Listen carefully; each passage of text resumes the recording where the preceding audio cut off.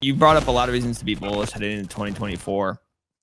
And maybe that's going to be in part of your answer here. But I was wondering, this has been it's been a drawn out bear market, to be honest with you. There's been a lot of explosions left and right in the broader crypto industry, ton of news. It's been a very long bear market.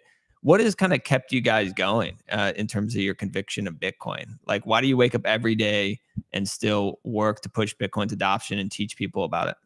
So, Dr. Jeff. Man, that's a pretty loaded question. Loaded question.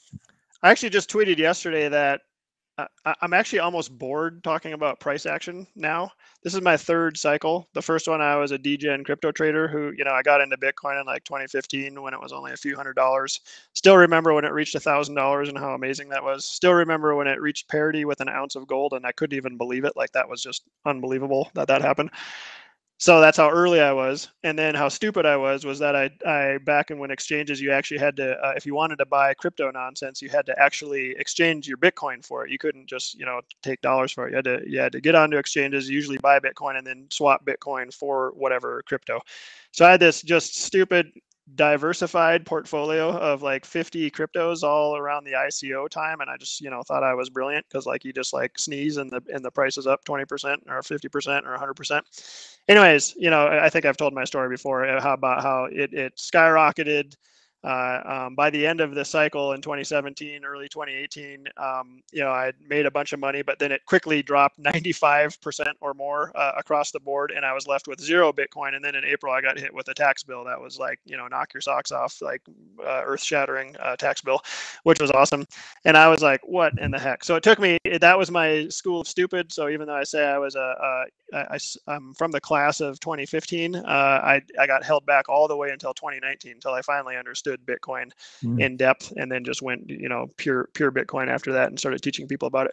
What gets me up in the morning is the fact that it truly is better money for a better world. Like, I think about this all the time and the implications, and how, putting on my doctor hat for a bit, the fiat standard and the fiat currency lifestyle is so stressful. It's this hamster wheel that never stops, and it just spins over more and more and more and faster and faster and faster.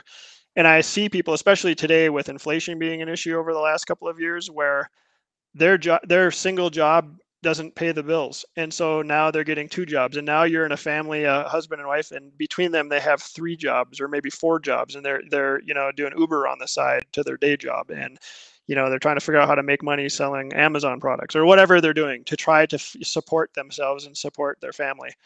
And it's this super stress, and then health problems set in. There's this condition called psychosomatic conditions, which is a kind of a real thing. It's sort of weird, but basically the more stress that is on you and on your mind, it actually can manifest itself through physical symptoms, through joint pains, through, it basically causes internal inflammation and can lead to all these other issues. That it can increase your risk for heart attack, for strokes, for just lots of other things. Very fascinating. And I think it's basically a condition, at least in part, at least for some people, of just this fiat currency system. Why? Because your purchasing power is steadily decreasing year after year after year. And so even though you're working your butt off trying to save more than you spend, your costs of living are increasing, and your purchasing power, even though you're working your butt off, can actually decrease year after year. It's super stressful. That's the number one cause of divorce in marriages, right? Is financial issues, and just all these other issues that can happen. So why? So the coming full circle, Bitcoin is the exact opposite, right? Not only does it not erode your purchasing power over time, it preserves and actually appreciates your purchasing power over time, just sort of by its definition of scarcity. And because of that, you can just have a completely different lifestyle. You can quit focusing and stressing out about the short term, and you can start looking to the long term. You can start thinking about your kids. You can start thinking about your grandkids. You can start building projects that are not going to just fall apart tomorrow. They're going to last for decades and even for centuries. So I like to call this future period the age of legends. I think we're on the cusp of the age of legends, similar to sort of the Renaissance period, similar to Michelangelo and the Sistine Chapel and these sorts of things, that we're still appreciating these amazing works of art centuries and centuries later. I think we're heading into that period here, and that's what Bitcoin will enable. And I'm really excited for that. We're going through the hard time, right? I think we're sort of in the trenches right now in this battle where we're battling. We have just ridiculous comments by Jamie Dimon and Elizabeth Warren. Literally, the most powerful people on the planet are fighting against Bitcoin. They're going to lose, but it's going to be ugly, and it's going to have there will be victims along the way. So we're in sort of the hard period, the messy period. What's coming after this, though, maybe 2030s, maybe 2040s, somewhere in there, and then beyond, I think is going to be a beautiful new world, honestly. And I hate to be like, too wishy-washy about it or whatever I am about it, but I'm really optimistic for what's coming. And it's hard to see when you're living day to day through it. But if we could just take a step back, I would love to be able to, time travel to the year 2050 and look and just see how the world is different, because I think it will be massively different.